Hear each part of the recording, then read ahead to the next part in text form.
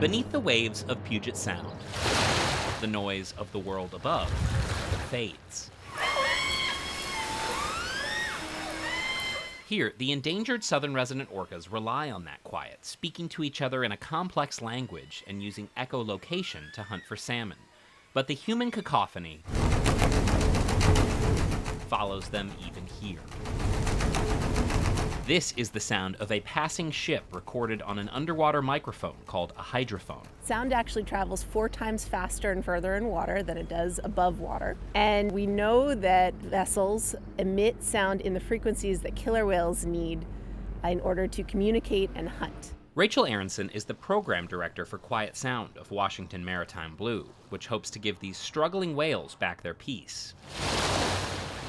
They ran a trial shipping slowdown last year from October to January, measuring sound reduction for the good of the whales. Between Port Townsend and Edmonds, they asked passing large vessels to voluntarily reduce their speed to 14.5 knots or 11 knots, depending on the type. Hydrophones were used to measure sound levels. That's about a reduction of 30 to 50% from usual cruising speeds for these types of vessels. It was voluntary, so of 623 transits, 70% participated in some way, and 53% fully met the speed targets. Whales were present in that zone 43% of slowdown days. According to their report, that led to a soundscape that was 45% less noisy, which they consider a fantastic result. But importantly, they found there wasn't a huge burden on the shipping system, which bodes well for future work, though it did add about an hour per trip. So far, we're hearing that it had a pretty minimal impact on commercial shipping.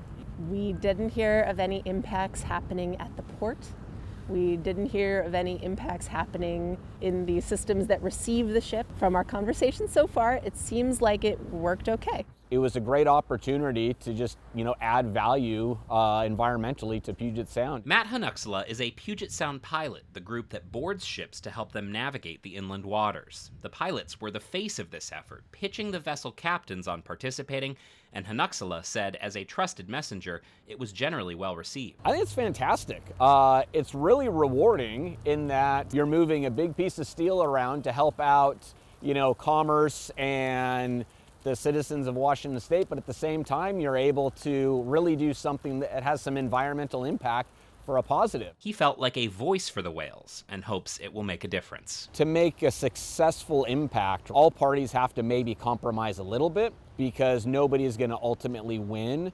So I think everybody came to the table willing to give up what they could to have a successful result. Noise is not the only threat that the southern residents face, as state reports have identified it as one of 3 primary issues with pollution and prey availability. But it is one that might be simpler to address. The thing I love about noise pollution is that when you stop the noise pollution is gone instantly.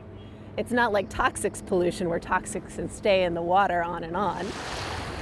And worth the effort when you consider the human-caused conditions these incredible animals face, the acoustic blinders of these busy waters. For them, noise is a full-body experience. Noise is a vibration of the whole medium that they exist in. It really limits their world, their scope of vision, as it were. For us, it'd be like being surrounded by a thick fog all the time. And with just 73 left, every little bit helps. They're a really small population. That means they get more vulnerable.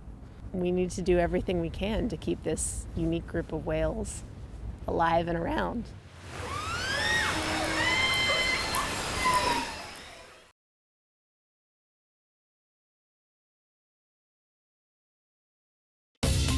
Watch CityStream Tuesday nights at 7 on the Seattle channel, or find us anytime online at seattle.gov.